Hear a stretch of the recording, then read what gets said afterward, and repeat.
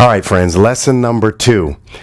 Cold reading copy fundamentals, how to prepare and read commercial copy. Now, basically, when you go on an audition and you have copy, sides, a script, as some call it, right? You're going to basically be faced with 2 different types of copy: problem, solution, or solution. All right, let me explain. Listen, problem, solution. What you have to do is when you get your copy, you have to discover, what it is. What type of copy is it? Is it problem, solution, or is it solution? Now, okay, usually when it's problem, solution, you're a customer. Okay, and I'm going to break down the difference between a professional and a customer momentarily. But first, problem, solution. Usually you are a customer. You'll see it here. Okay, look, I've tried other pain relief rubs and they just don't deliver pain relief fast enough. So I gave Bengay pain relief rub a try. Okay, see, that's problem solution. What was the problem? I've tried other pain relief rubs and they just don't deliver pain relief fast enough. What's the solution? So I gave Bengay fast absorbing pain rub a try, right? Okay, so that's the solution. So that's what problem solution stands for. Usually you're a customer. When you look at your copy, you should be able to discover, is it problem solution? How will you know? Well, because it starts with a problem. I've tried other pain relief rubs, right? And then we get to the solution, which is here. So I gave Bengay fast absorbing pain relief a try. Now you'll notice with problem solution copy, usually it starts with a problem and then there's got to be a solution, because in advertising they're doing 2 things. They're selling a product and a feeling. So there's no way are they going to leave you hanging with a problem and not present a solution for the problem. Okay, solution. Usually when you have solution-based copy, you are a professional. You are a professional. Usually. Now there are exceptions to all of this. Okay, here and there. But for the most part, when you read copy, you'll have, again, either problem, solution, or solution. Okay, and usually when it's solution-oriented, you are a professional. Okay, this is the year you can do it. Put smoking behind you. Zyban prescription medicine helps you reduce your urge to smoke. Now, if I read and can just finish the piece, it's all solution. There is no problem in it. It starts off with a solution. It ends with a solution. Okay, so usually, again, I'll say it again, I really want to drill this in you because it's important that you understand the type of copy you're reading.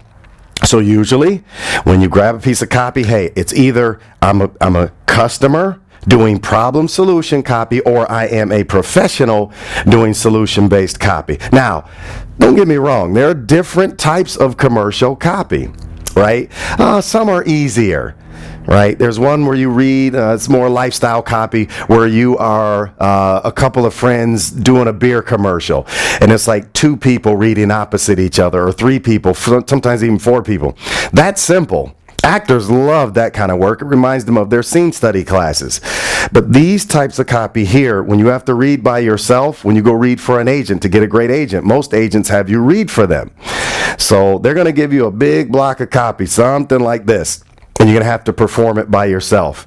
And for your voice cues to be spot on, for your voice cues to make sense of the piece that you're reading, especially if the agent supplies the copy, they've seen it time and time again. Sometimes the agent doesn't say, oh, bring in a monologue or bring in a 30-second piece, right? Then they have the copy. So they understand the voice cues. They understand the meaning of the piece that needs to be revealed through your voice cues. Okay, we're going to touch on this a little more. When it comes to content with problem solution copy, listen, professionals usually have more technical language in their copy, and customers usually have more conversational, everyday language in their copy. Okay, what do I mean by this? Look, customer, I've tried other pain relief rubs and they just don't deliver pain relief fast enough. Oftentimes when you go on a casting, the casting director or casting assistant or session runner, they'll say, you know what, just throw it away. With this piece, they'll say, don't try to sell it. Don't even try to sell it. Just act like you're talking to a friend across the table. This is the kind of language that casting will use. because they don't want you trying to sell. Oftentimes, when you're a customer, you're not a seller, you are a teller. You're basically telling your friend about a product. Sometimes they'll use this language. They'll give this direction. They'll say, just act like you're talking to a friend across the table. Act like your friend's in the camera. See, oftentimes for problem solution, they don't want you selling like you're a salesperson. That's the job of the professional with the solution-based copy. See, look at this. It has more technical data.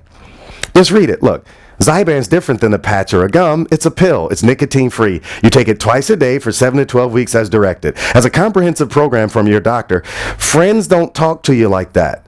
When friends are telling you about a product, they don't try to sell it to you. They just tell you. And they believe if you trust them and trust their word, that you'll go and buy the product. You'll at least go check it out and come back with some feedback.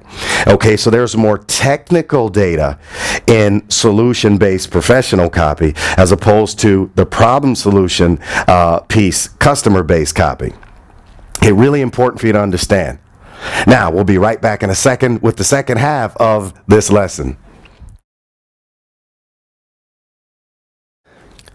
Here we go. Listen, part number 2 to cold reading copy fundamentals. Listen, when you go on a casting, it's not who you are. Some actors think they play characters. Oh, I'm going to play a character when I go on a casting. Even some agents don't understand the plight of the actor, what the actor experiences when they go on a casting. Okay, when you go on a casting, who you are is yourself. You're going to either be a professional or a customer. It is what you are, as I just stated. What you are is the key. Okay, you're going to be a professional or a customer, not a character. You don't play characters for the most part, right? When you go on a casting, 99%, I want to say 99.9% of your castings will be you playing you. Now, if they say dress up like Darth Vader, Cinderella, Wonder Woman, Batman, Robin, Santa Claus, okay, those are characters. But most of your auditions will not be where you dress up in a costume and play a character. You are going to be playing simply yourself, beautifully yourself. Okay, but the question is, what am I? You're either a professional or you're a customer. Now, what's a professional? Check it out. Business owner, doctor, clerk, service rep, seller, teacher, salesman, manager, principal, waiter, waitress. What's a customer? Client, patient, neighbor, buyer, student, homeowner, friend, mom, dad, patron. You're one of these. You can step away from this for a minute. Go watch TV. Okay, or watch it after the lesson, right? You're going to turn on the TV and say, wow, he's right. Coach Mike is right. When I watch commercials, I'm either going to be a professional or I'm going to be a customer. Now, you'll notice in advertising today, though, you'll see more customers than you do professionals in advertising. And most commercials today are customer based, where you're going to be playing one of these. Now, there's others. I only have so much room on the page. This is to give you an idea. And basically, you're going to be a customer.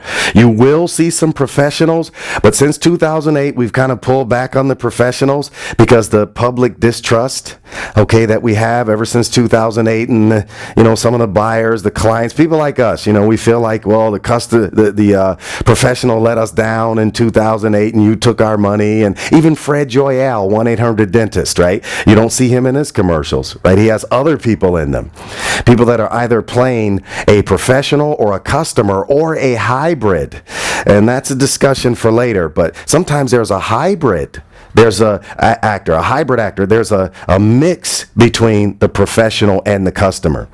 And oftentimes when you read copy, you can figure it out. Or when you go on the casting, what I love about commercials, they're just going to tell you. It's nothing really to figure out when you go on a commercial audition if you have the fundamentals down. And that's why you purchase this DVD and workbook, because you want to get the fundamentals down. Most actors don't have great fundamental training. They go on commercial auditions and they wing it, right? They think from what they learned in their scene study class that I'll do just fine. I'll just go in there and wing it. No, there are specific truths to auditioning on camera for a commercial, and you must know what they are. And that's what we're covering here. Okay, so until things get better, right? Until when the professionals begin to restore public trust, you're going to see in commercials where the customer outnumbers the professional by, in a commercial, 2-to-1, 3-to-1, 4-to-1, 6-to-2, stuff like that, right? Numbers like that. Okay. Now, here's some of the terms that the casting director, assistant, associate, camera operator, session runner may use when describing your delivery. If you are a professional. Now, sometimes they'll say, make it more presentational. Sometimes the actor's energy is too low. Sometimes actors are afraid when they walk in the room and they're scared and a little nervous. And this goes for beginners and veterans. Their energy's low. If you are selling, if you are a professional and your energy's a little too low, they're going to say, make it more presentational, pick up the energy, sell it more. Because you're not giving enough energy. Okay, but when you're a customer, which again, in this era, usually, okay, that's what the average person is going to play, especially the person with what they call everyday look or the generic look, which is really popular today. It's not a downgrade. It's not an insult. It's not that you're less than. It's just that everyday people sell more product to everyday buyers because you trust people that look like you that you can relate to more. Okay. When you're a customer, though, if your energy's too high, sometimes they'll say, make it more conversational. Maybe you're talking too fast, given the situation in the copy. You're talking a little too fast, given the story. Sometimes they'll say, just throw it away. Maybe you're selling it too much. Maybe you're placing too much emphasis on certain words that you shouldn't be. So they'll say, just throw it away. Keep it real. Sometimes the actor kind of slides off into this thing where they're not reading real. It's too presentational, too professional. So they'll say, keep it real. Bring it down some or tone it down. Again, this means you're selling too much. Warm it up. That means it's not friendly enough. If they ever say warm it up, that means it's not friendly enough. It's like you're just kind of a mechanical robot just selling product, and it doesn't matter the emotion of the client, the person that you're trying to sell to. Okay. Sometimes they'll say, don't sell it. Again, you're selling a little too much. Okay. Now, listen, some of these terms will be used for the professional read as well. This is in the case of the hybrid, the mix between the professional and the customer. Okay, if you listen to the session runner, camera operator, assistant, associate, when you go on the audition, they will tell you what they want. All you have to do is be great at listening, understanding, and execution. I call it the triad of audition excellence: listening, understanding, and execution. It's awesome, right? Pretty simple stuff to figure out, folks. Some of the coaches complicate this very process, and they will try to make it seem like the commercial audition is going to be mind-blowingly difficult, and you're going to be all nervous and this and it's rejection and all that. Man, it's no rejection. If you go for an audition and you don't book, guess what? It's because they picked somebody else. If you did a great job, and it's like, hey, I did my part. And maybe they screwed up. Maybe they picked the wrong person.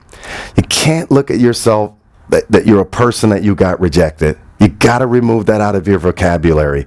When your work is great, it's not rejection. It's no deeper than they just picked somebody else. If you could have done better, just ask yourself, hey, man, what will I do differently the next time? Okay, you learn and you grow and you move on. In my lessons, I like to throw in a little bit of a motivational tidbit here and there. Okay, co-reading copy fundamentals. Let's get ready for the next lesson. Part number 2 now. Part number 2 of co-reading copy reading fundamentals is coming up here in a moment. We'll see you in a second.